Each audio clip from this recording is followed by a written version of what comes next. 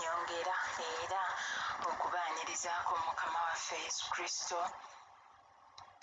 mu ssaawa eno ey'omwenda era nga tugenda mu kigambo kya Katonda. Nenno muganda wange sooka weewombeeke tusabe olw'ekigambo kino kye tugendamu. Omutukuvu Mukama Katonda waffe ow'ekisa era ow'okwagala Taata, tusinza erinnya lyo, tukugulumiza, tukuwa ekitiibwa Mukama kubanga oli mutukuvu ekiseera kyonna. Mukama Katonda wange Taata, kaakano tugenda mu kigambo kye ekitukuvu. Kitange nsaba ompa amagezi n'okutegeera n'okumanya. Mukama, ebigambo byange kabibule ebibyo birabisibwe Taata, bwe kityo ekigambo kyo kikome ku baana bo ku bwa Yesu Kristo Mukama waffe. Amiina. Baganda bange, olunaku olwajjo twayize ekigambo okuva mu Matayo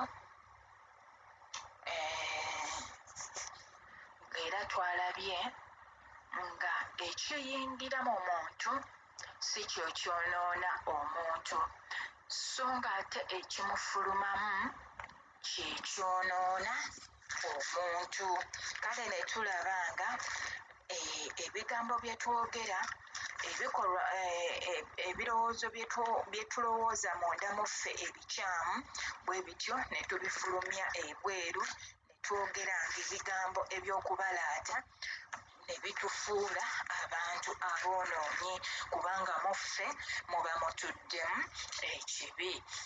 Naye olunaku olwaleero era nze ngeri ekigambo kyembuulirako kwe kwetukuza, kwe kubeera nga tweteekateeka, nga twerongoosa buli kadde buli kaseera okuba nga tuba nti ekiseera kyonna Yesu Kristo wakomerawo okutukimira, tubeera nga tweteeseteese, tubeera nga tuli bayonjo era nga tusaanidde olw'obwakabaka bwa Mukama Katonda.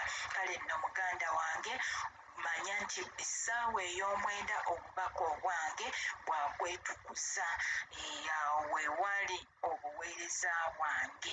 Mukama abawa omukisa nga ate muwulira obubaka obwaleero.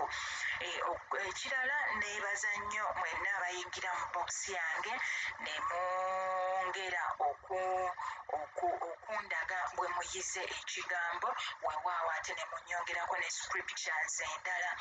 Mukama abawa omukisa nti mazima ekigambo tekikoma bukomi wano, naye ate kibakolamu omulimu era kibongera mu maaso awamu n'okubongera amaanyi. Ekigambo eky'olunaku olwaleero, ekigambo eky'olunaku olwaleero nga bwe tulabye nti kivudde mu Bakkolosaayi essuula ey'okusatu olunyiriri olwokutaano kutuuka ku lw'ekkuminennya, naye nga ezimu tugenze tuzibuukabuukamuko naye nga lugambye lutya: kale mufiise ebitundu byammwe ebiri ku nsi, obwenzi, obugwagwa, okwegomba okw'ensonyi, omululu omubi n'okuyaayaana, kwe kusinza ebifaananyi. Era nammwe mu byo mwambulenga,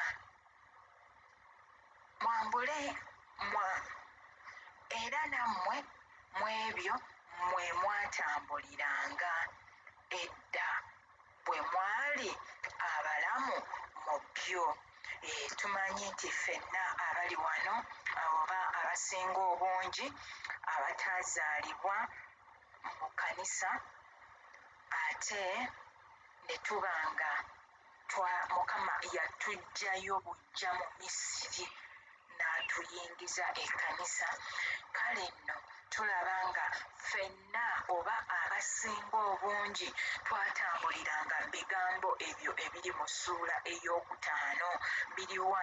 Okubeera abenzi, abagwagwa, okwegomba okw'ensonyi, twakulina omululu omubi n'okukaayana.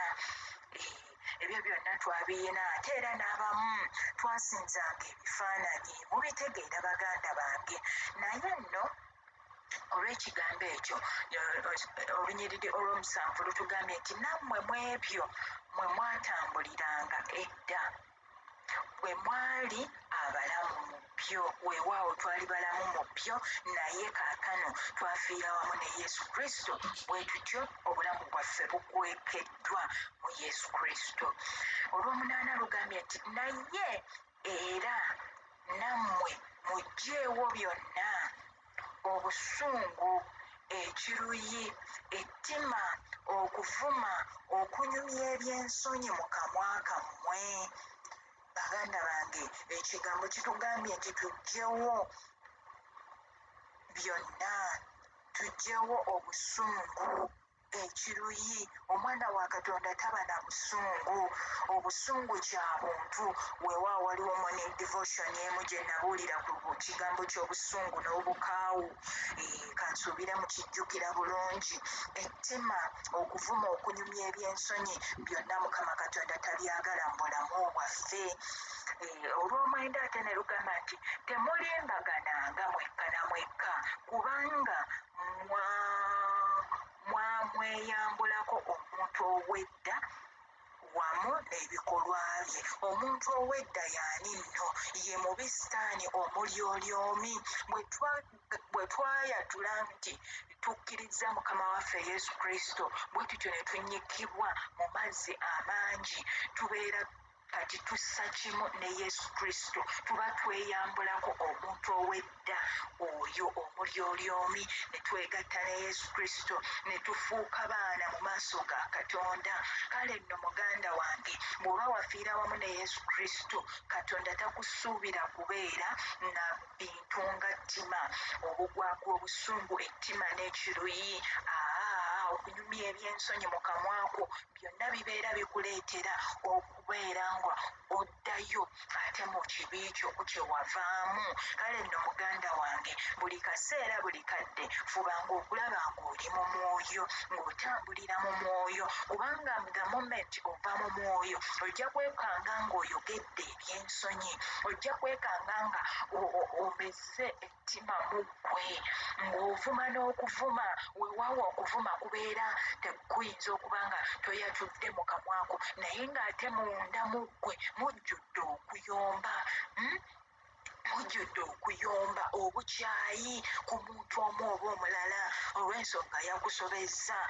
Tulaba nti nno okunyiiga kya buntu, naye ate leka obusungu bwo buleme kugwako njuba. Bw'onyiiga kitekeko ekiseera, let it go. Eryo ettima erireetebwa obusungu oba okulumizibwa. Kale nno muganda wange, kye kiseera ozibwe bujja, weetereeze obeere ng'otambula nga Katonda bw'ayagala. Ate olunyiriri olw'ekkumi lugambye lutya? Ne mwambala omuntu omuggya, afuulibwa omuggya olw'okutegeera mu kifaananyi ky'oyo eyamutonda. Nti bwe tweyambula omuntu omukadde, bwe tutyo ne twambala omuntu omuggya, ye Yesu Kristo, n'era ali mu kifaananyi ky'oyo eyatutonda. Olw'ekkumi n'ennya lugambye lutya? Ku ebyo byonna era mwambale okwagalana, kyekintu ekinyweza okutuukirira. Haleluya! Baganda bange, obutuukirivu n'obutukuvu bwe njogerako buli lunaku ku ssaawa ey'omwenda, engeri gye tuyinza okutuukiriramu mu maaso ga Katonda, engeri gye tusobola okubeera abatukuvu nga tetulina bbala wadde olufunyiro ku byambalo byaffe. Kaakano olunyiriri olw'ekkumi n'ennya gye tulaze nti ku ebyo byonna era mwambale okwagalana, kyekintu ekinyweza okutuukirira. Bw'oba oyagala okutuukirira muganda wange, nyweza kigambo kwagalana, nyweza kigambo kwagala. Jjukira Galatians chapter 5 verse 22 eraga ebibala by'omwoyo omutukuvu, neera ng'ekibala ekisookera ddala kwe kwagala, love. Mukama waffe Yesu Kristo yeebazibwa. Waliwo akayimba kenjagala ennyo ku nsonga eno ey'okwagalana. Kambayimbiremukko just ka chorus ndowooza. Tulina ebbanja ffenna lya kwagalana, kyekirabo Katonda kyawaffe abantu okwagalana ffenna kyekitugatta kyekiraga nti Katonda yakola mu ffe tulina ebbanja ffenna lyakwagalana kyekirabo Katonda kyawaffe abantu okwagalana ffenna kyekitugatta kyekiraga nti Katonda yakola mu ffe muganda wange bw'onookulembeza kigambo kwagala muggwe temugenda kubaamu ttima muggwe temujja kubaamu kuyomba kwonna ate onooyomba naani nga buli omu omwagala ng'omutima gwo gwonna gujjudde kwagala tegusobola kubeera mu ttima tosobola kwogera bigambo byakubalaata oba byansonyi kasita omutima gwo nga gulimu ekigambo ekiyitibwa okwagala kale nno nga bwe tulabye nti okwagala kimu ku bibala eby'omwoyo omutukuvu weewaawo ogenda mu Galatian chapter 5 verse 22 ejja kulaga nti obugumiikiriza obukkakkamu obuwombeefu okwagalana obulungi byonna ku biringa ebyo tewali mateeka kale nno muganda wange nga teweerabira nti bw'obanga otambudde bubi bw'obanga tobaze bibala ebyo Mukama Katonda mwetegefu okutemawo katulabeko katono mu Matayo essuula ey'okusatu olunyiriri olw'ekkumi lugamba lutya naye kaakano embazzi eteekebbwa ku kikolo ky'omuti buli muti ogutabala bibala birungi gunaatemebwa gunaasuulibwa mu muliro tukitegedde baganda bange embazzi etuteekeddwako gwe bw'oba toli mwetegefu kubala bibala ebibala ebyo bw'obibala kitegeeza bino ebintu eby'omuntu ow'edda n'edda oba obisudde kale nno bw'onaabiremezaamu wadde owayingira obulokozi naye ng'okyayina embala y'omuntu ow'edda n'edda embala ensigo y'omubi sitaani kale nno muganda wange embazzi ekuteekebbwako ate eyinza okutema olunaku olwaleero oba enkya oba okwosa enkya kale nno muganda wange buli muti ogutabala bibala birungi gunaatemebwa gunaasuulibwa mu muliro oleme okubeera omuti ogunaasuulibwa mu muliro naye gubeere omuti ogunaabala ebibala weewaawo n'abantu abalala banoge ku ebyo ebibala babeere nga bawonyezebwa babeere nga batambula kimu ne Katonda kubanga jjukira tuli mu nnyo gwa nsi bw'onoggwamu ensi eneerungibwamu ki kale nno muganda wange bala ebibala ebitusaanira bwe tutyo tutambulire mu butukuvu n'obutuukirivu bwa Katonda olw'obudde sigenda kwongerayo kusingako wano naye katuyingire mu kusabira awamu Mukama abawe omukisa